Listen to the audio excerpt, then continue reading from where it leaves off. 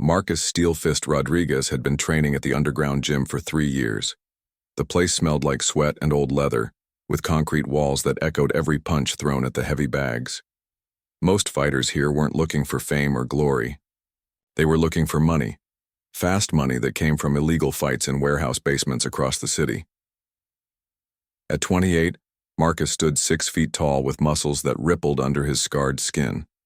His hands were weapons, registered as such, after his professional MMA career ended in disgrace. A gambling scandal had destroyed his reputation, leaving him banned from legitimate competitions. Now he fought in the shadows, earning enough to keep his sick mother in the expensive treatment center she needed. The gym owner, Big Tony, approached Marcus while he was wrapping his hands after a brutal training session. Tony's gold teeth gleamed as he smiled, but his eyes held the coldness of a man who had seen too much violence. "Got something special for you tonight, Steelfist," Tony said, lighting a cigarette despite the no-smoking signs plastered everywhere. "Real special client wants to see what you can do.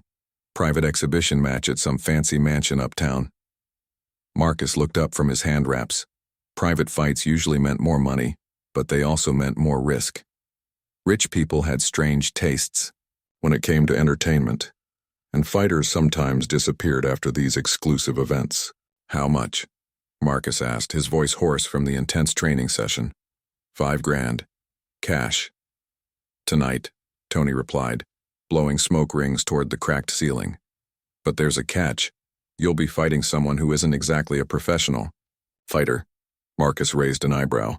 Fighting amateurs was usually easy money, but something in Tony's tone suggested this wouldn't be straightforward. "What kind of amateur are we talking about?" Tony's smile widened, showing more gold than tooth. "Some royal guard from one of those European countries. Apparently the guy thinks his military training makes him tough enough to take on a real fighter. Rich folks are betting big money on this circus show." The mention of easy money made Marcus's decision for him. His mother's medical bills were piling up, and the treatment center had been calling about overdue payments. He needed this fight regardless of how strange it sounded. "I'll take it," Marcus said, standing up and flexing his shoulders. "When and where?" Tony handed him a piece of paper with an address written in expensive ink. "Midnight. Wear something. Nice for the ride there. These people like their fighters to look presentable before they beat each other senseless." As Marcus walked home through the city streets, he couldn't shake the feeling that this fight was different from his usual underground matches.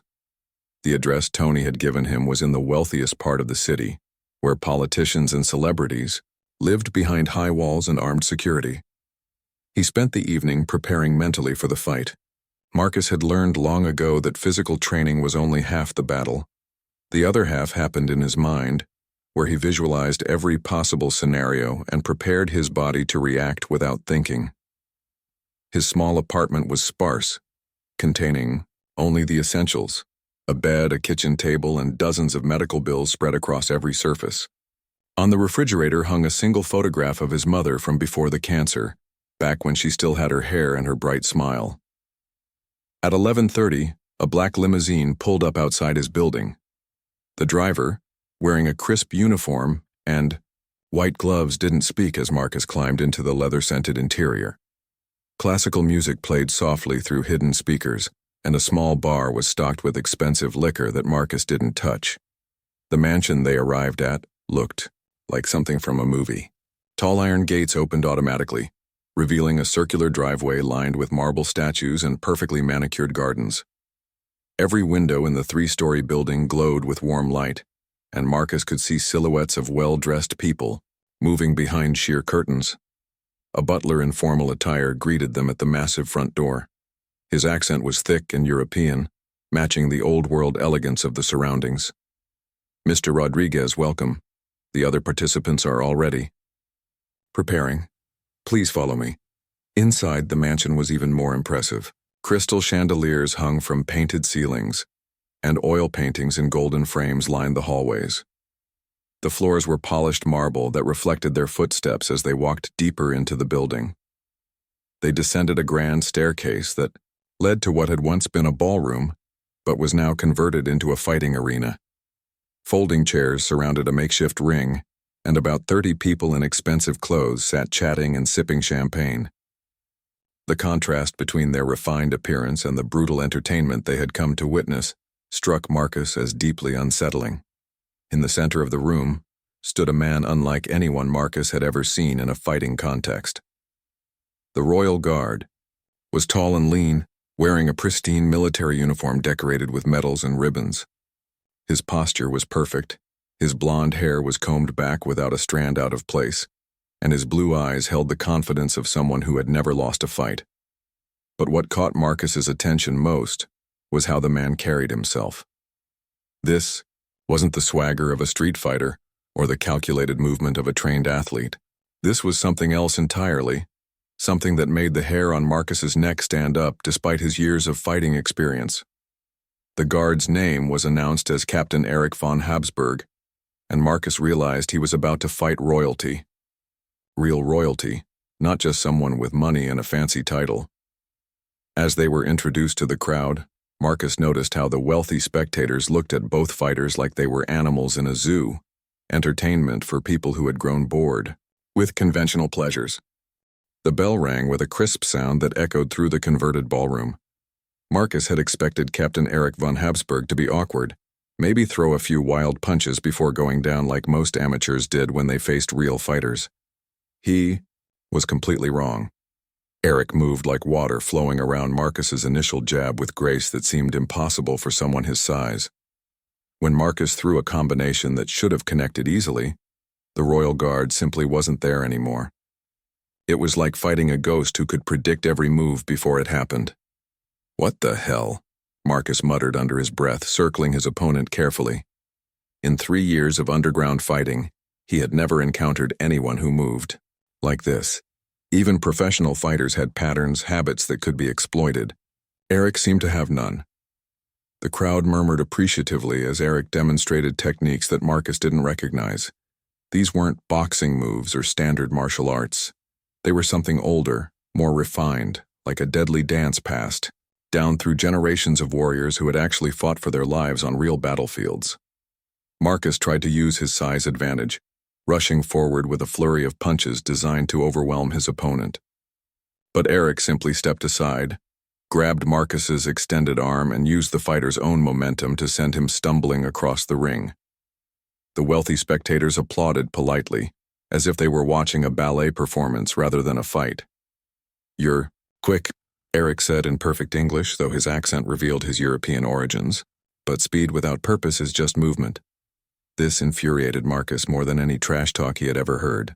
The royal guard wasn't even breathing hard, while Marcus was already feeling the effects of chasing shadows around the ring. Worse, Erich seemed to be holding back, playing with him like a cat with a mouse. Marcus decided to get serious. He had been in too many real fights to let some pampered royal make him look like an amateur.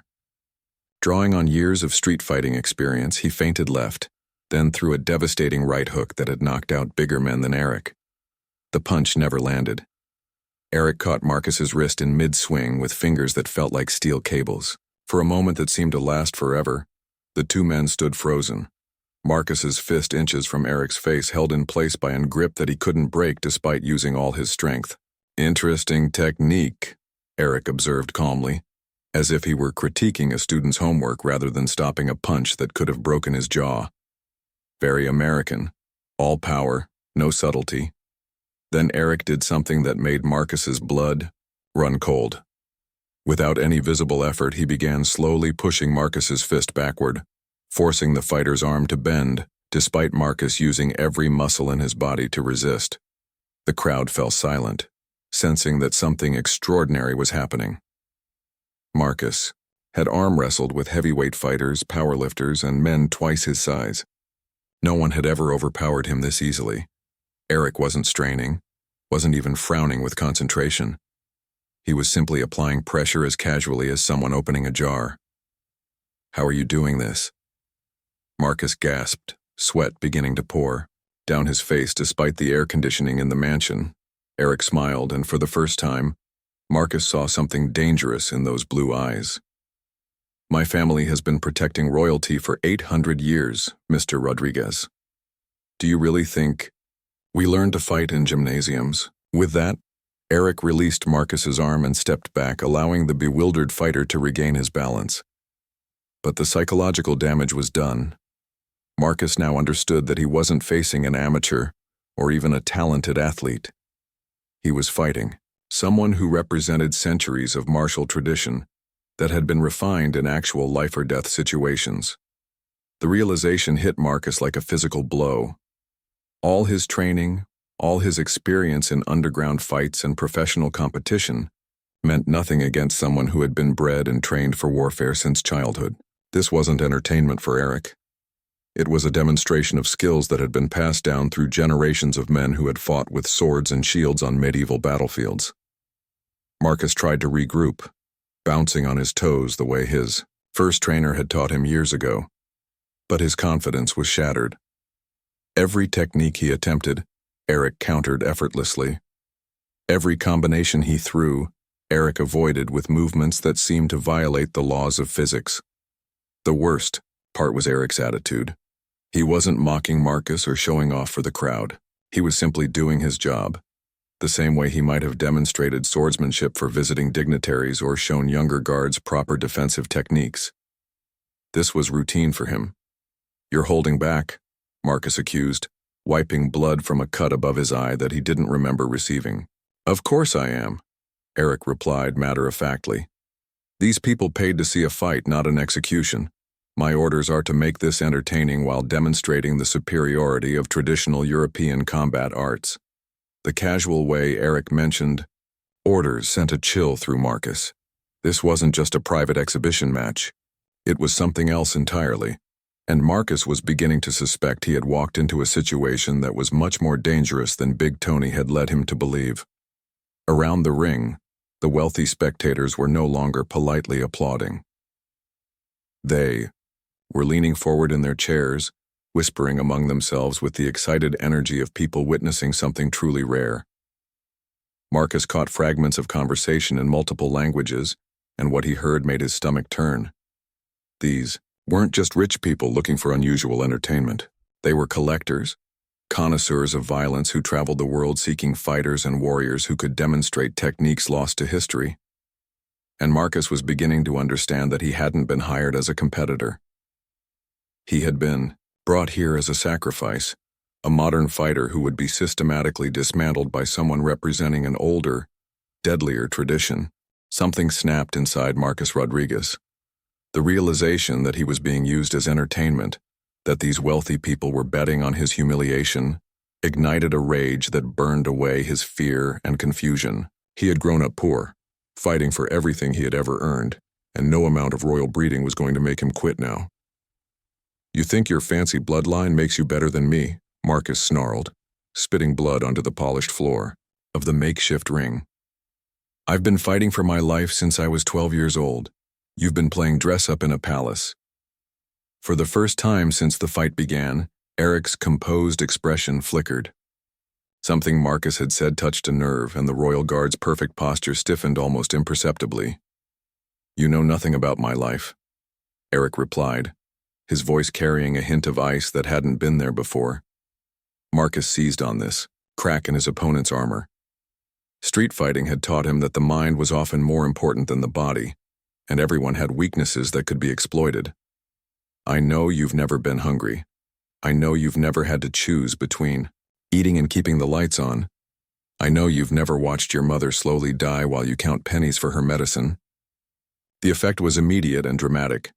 Eric's calculated movements became sharper, more aggressive. The royal guard was no longer demonstrating techniques for the entertainment of the crowd. He was fighting angry, and angry fighters made mistakes. Marcus had spent years learning to read opponents, and he could see the change in Eric's body language.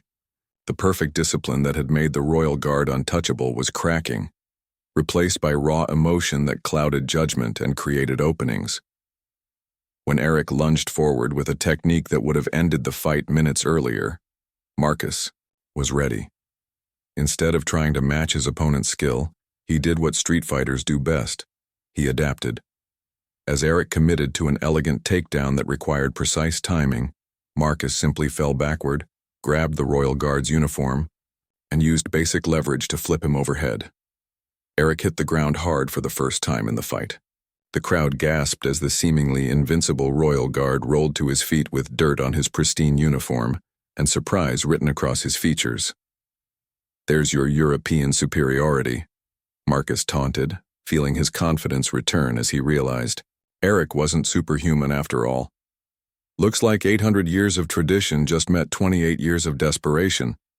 Now it was Eric's turn to be frustrated. His techniques were designed for opponents who followed rules, who fought with honor and discipline. Marcus was fighting like a cornered animal, using dirty tricks and unorthodox methods that had no answer in classical combat manuals. Marcus pressed his advantage, switching between boxing, wrestling, and street fighting techniques so rapidly that Eric couldn't predict what was coming next. When the royal guard expected a punch, Marcus tackled him. When Eric prepared for a takedown, Marcus threw elbows and knees from angles that violated every principle of sporting combat. The wealthy spectators were on their feet now, shouting encouragement and placing new bets as the fight took an unexpected turn. What had begun as a demonstration of old-world superiority was becoming a genuine battle between two very different fighting philosophies. Eric adapted faster than Marcus expected. The royal guard began to abandon his formal techniques, fighting with increasing desperation as he realized his traditional training wasn't sufficient against someone who refused to follow conventional rules. They traded brutal exchanges in the center of the ring, neither man willing to give ground. Eric's technical precision clashed with Marcus's raw aggression, creating a violent spectacle that had the crowd roaring with excitement. But Marcus's years of hard living were taking their toll. Despite his success in frustrating Eric's initial strategy, he was still fighting someone with superior conditioning and training. His punches were losing power, his movement was becoming sluggish, and the cuts on his face were bleeding freely. Eric seemed to sense his opponent's growing weakness. The royal guard's movements became more methodical again, though they retained the edge of anger that Marcus had provoked. He began landing cleaner shots, controlling the distance, picking Marcus apart with the patience of someone who knew victory was inevitable. "You fought well," Eric said as he landed a combination that staggered Marcus backward. "But courage without skill has limits." Marcus knew he was losing. His vision was blurring, his legs felt like concrete, and Eric was systematically breaking him down with techniques that hurt more than they should have. But giving up wasn't in his nature. He had never quit a fight in his life, and he wasn't going to start now, regardless of how outclassed he was. Drawing on reserves of strength he didn't know he possessed, Marcus launched one final desperate attack. He threw every illegal move he could think of, fighting with the savage intensity of someone who had nothing left to lose. For a moment, it worked. Eric was forced to retreat under the barrage of elbows, headbutts, and techniques that would have gotten Marcus disqualified from any legitimate competition. The Royal Guard's uniform was torn now, his perfect appearance ruined by the reality of actual combat. But desperation could only carry Marcus so far. As his final burst of energy faded, Eric stepped forward with a technique that combined elements of judo, boxing, and something much older. The combination was too fast and too complex for Marcus's exhausted mind to process. The last thing Marcus remembered was Eric's fist connecting with his temple in a strike that felt like being hit by a steel rod wrapped in silk. Then the polished floor of the mansion rushed up to meet him, and everything went black. When consciousness returned, Marcus found himself lying on an expensive leather couch in what appeared to be a study lined with ancient books. His head throbbed, with pain that made thinking difficult, and his entire body felt like he had been run over by a truck. Erich von Habsburg sat in a chair across from him, no longer wearing his torn uniform. Instead, he was dressed in simple civilian clothes that made him look younger and somehow more human. The Royal Guard was holding an ice pack to his own bruised face, and Marcus realized with grim satisfaction that he hadn't gone down without leaving marks. "You're awake," Erich said quietly, lowering the ice pack to reveal a purple bruise spreading across his left cheek. "I was beginning to worry that I had hit you too hard." Marcus tried to sit up, but the room spun violently around him. "Where are the rich people? Where's their freak show?" "Gone," Eric replied, reaching for a glass of water on the table beside him. The entertainment is over. They got what they came for. Something in Eric's tone made Marcus look at him more carefully. The arrogance and cold professionalism were gone, replaced by something that looked almost like regret. The royal guard seemed smaller somehow, more human without his uniform and formal bearing. "Why didn't you kill me?" Marcus asked bluntly. "You could have ended that fight whenever you wanted." Eric was quiet for a long moment, staring at his hands as if seeing them for the first time. "Because you reminded me of something I had forgotten," he said finally. "You reminded me what it feels like to fight for something real." Marcus accepted the water Eric offered, noting that his opponent's hands were trembling slightly. For someone who had just dominated a professional fighter, the Royal Guard didn't look like a man celebrating victory. "You want to know the truth about my 800 years of tradition?" Eric asked, his voice bitter. "My family doesn't protect royalty anymore. We're entertainers now, living weapons that rich people rent for their private parties. We perform tricks for audiences who treat us like trained animals." The revelation hit Marcus like a physical blow. He had assumed Eric represented some powerful institution, backed by centuries of wealth and privilege. The reality was much more complex and troubling. "How long have you been doing this?" Marcus asked. 3 years, Eric replied, his accent becoming thicker as emotion crept into his voice. "Ever since my country's monarchy was dissolved. Turns out 8 centuries of combat training doesn't translate to many civilian job skills. The only thing I know how to do is fight, and people are willing to pay good money to watch someone with my pedigree demonstrate old techniques." Marcus felt a strange kinship with this man who had just beaten him unconscious. They were both fighters trapped by circumstances beyond their control, forced to entertain people who saw them as objects rather than human beings. "At least you chose this life," Eric continued. "I was born into mine. From the age of 5, I trained 12 hours a day. No friends, no normal childhood, no life outside the castle walls. Everything I am, everything I know is designed for a world that no longer exists." The bitterness in Eric's voice was unmistakable now. Marcus realized he was seeing behind the facade for the first time, witnessing the real person beneath the Royal Guard persona. "So what happens now?" Marcus asked, testing his balance as he slowly stood up from the couch. Eric shrugged, a gesture that seemed oddly informal from someone with such rigid posture. "Now you go home to your mother and your medical bills, and I go back to my hotel room to wait for the next wealthy collector who wants to see what a real royal guard can do. And tomorrow? Tomorrow I fight again. Different city, different opponent. Same audience of people who think violence is art, as long as they don't have to participate in it themselves." Marcus looked around the study, taking in the expensive books and antique furniture that belonged to their host. "Do you ever think about just walking away?" "Every day," Eric admitted. "But walking away to what? I have no education outside combat arts, no skills that translate to normal employment. This is the only life I know, and as degrading as it is, it pays well enough to take care of my younger sister's medical expenses." The parallel to Marcus's own situation was impossible to ignore. Both men were trapped by financial obligations, forced to use their bodies as weapons to pay for someone else's medical care. The only difference was the packaging. Marcus fought in dirty warehouses while Eric performed in mansion ballrooms. "Your sister?" Marcus asked. "Born with a rare genetic condition," Eric explained, his voice softening.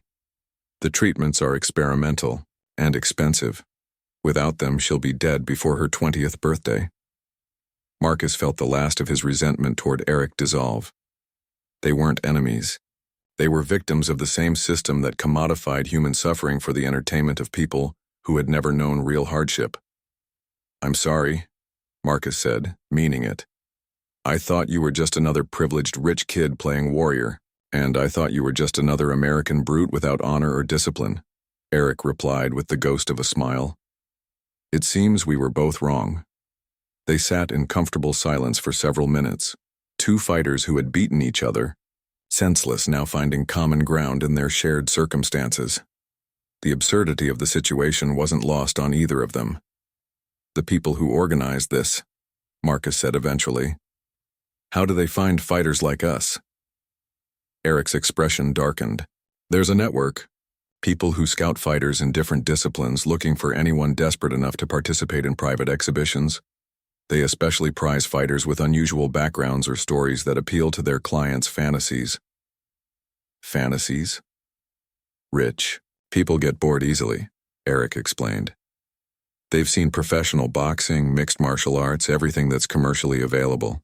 They want something exclusive, something their money can buy that others can't access. Traditional royal guards fighting modern street fighters, ancient techniques against contemporary methods. Marcus felt sick as he began to understand the full scope of what they had participated in.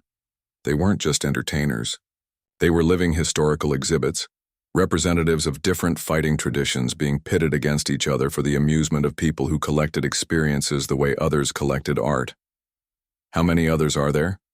Marcus asked. More than you might think, Eric replied grimly. Samurai descendants from Japan, Cossack fighters from Russia, tribal warriors from Africa, Native American martial artists, former special forces operators who can't adapt to civilian life. Anyone with an authentic fighting background and financial desperation? The scope of the underground network was staggering. Marcus realized he had stumbled into something much larger and more organized than Tony's simple underground fights. This was a global enterprise that exploited fighters from every corner of the world. The heavy oak door to the study opened without warning, and Marcus tensed as three men in expensive suits entered the room. The leader was tall and thin with silver hair, and the kind of confident bearing that came from never having to worry about money. His companions flanked him like bodyguards, though their expensive clothing couldn't hide the predatory way they moved. Gentlemen, the silver-haired man said in an accent that Marcus couldn't place, I trust you're both recovering well from tonight's entertainment. Eric immediately straightened in his chair, his entire demeanor shifting back to the formal posture of a royal guard. The transformation was so complete that Marcus wondered if the vulnerable person he had just been talking to had been real or just another performance. Mr. Valdez, Eric said with a slight bow of his head, the exhibition was completed according to your specifications. Marcus noticed that Eric's voice had lost all trace of emotion, becoming as cold and professional as it had been during their fight. Whatever relationship these men had, it was built on fear rather than respect. Valdez smiled, but there was nothing warm about the expression. Indeed it was. Our guests were quite impressed with both of your performances, so impressed, in fact, that we have received several requests for private matches. Private matches? Marcus asked, not liking the sound of the phrase. Exclusive demonstrations for individual collectors, Valdez explained, his pale eyes studying Marcus with the intensity of someone appraising valuable property. Very wealthy individuals who are willing to pay premium prices for personalized entertainment. Eric's jaw tightened almost imperceptibly, but he said nothing. Marcus got the impression that the Royal Guard had participated in these private matches before and hadn't enjoyed the experience. What kind of personalized entertainment? Marcus pressed, his street instincts telling him that he was walking into something dangerous. One of Valdez's companions, a shorter man with cruel eyes, laughed softly. The kind where our clients get to participate more directly in the festivities. Interactive entertainment, you might say. The implication hit Marcus like a punch to the stomach. These weren't just exhibition matches. They were gladiator fights where wealthy sociopaths could play at being emperors, deciding the fate of fighters who had no choice but to participate. I'm not interested, Marcus said, standing up despite the dizziness that still plagued him. I fought your Royal Guard. I lost. We're done. Valdez's smile widened, and Marcus realized with growing alarm that he had just walked deeper into a trap. I'm afraid it's not that simple, Mr. Rodriguez. You see, you've now been exposed to certain proprietary information about our organization. We can't simply let you walk away with knowledge that could prove damaging to our client's privacy. You can't force me to fight, Marcus said. But even as the words left his mouth, he knew how naive they sounded. The third man, who had remained silent until now, stepped forward and placed a tablet on the table between them. The screen showed Surveillance footage of Marcus's apartment building, including clear images of his elderly mother being helped up the front steps by a neighbor. "No, Mr. Rodriguez," Valdez said softly. "We can't force you to fight. But we can make the consequences of refusing quite uncomfortable for people you care about." The threat was delivered with the casual tone of someone discussing the weather, but Marcus felt his blood turn to ice. These weren't just fight promoters. They were something much more dangerous. Eric finally spoke, his voice carefully controlled. "Mr. Valdez, surely there's no need for threats. Both Mr. Rodriguez and I are professionals who can be relied upon to maintain discretion." "Perhaps," Valdez replied, not taking his eyes off Marcus. "But discretion and cooperation are two different things. Our clients have developed quite an appetite for authentic combat between representatives of different martial traditions. The demand for such entertainment has grown considerably." Marcus looked at Eric and saw his own trapped desperation reflected in the Royal Guard's eyes. They were both prisoners now, bound by threats to the people they loved and the financial desperation that had brought them here in the first place. "What exactly are you asking us to do?" Marcus said quietly, hating himself for the defeat he heard in his own voice. "Nothing too demanding," Valdez replied pleasantly. "A tour of exhibitions across the country. Different cities, different opponents, always with the theme of traditional versus modern fighting techniques. You'll be well compensated, of course." "And if we refuse?" Valdez gestured toward the tablet, which now showed additional surveillance footage of Eric's sister walking to a medical appointment, surrounded by security cameras that Marcus hadn't noticed before. "We're not unreasonable people, gentlemen. We understand that financial incentives alone may not be sufficient motivation for the level of commitment we require. That's why we take steps to ensure our performers understand the importance of loyalty." The euphemistic language couldn't disguise the reality of what Valdez was describing. Marcus and Eric weren't being offered jobs. They were being conscripted into a form of modern slavery, their loved ones held hostage to ensure their cooperation. "How long?" Eric asked, his formal composure cracking slightly. "As long as there's demand for your services," Valdez replied. "Could be months, could be years. Depends on how well you entertain our clients and how quickly the novelty wears off." Marcus felt the walls of the study closing in around him. He had walked into what he thought was a simple exhibition match and found himself trapped in something that resembled organized crime more than athletic entertainment. "The good news," Valdez continued, "is that you'll both become quite wealthy during your time with us. Our clients pay extremely well for quality entertainment, and we're generous with our performers' compensation. Think of it as a very lucrative career change." "And if we get injured?" Marcus asked. "If we can't fight anymore?" The silver-haired man's smile became predatory. "Well, let's hope it doesn't come to that. Medical expenses can be quite costly, especially for experimental treatments."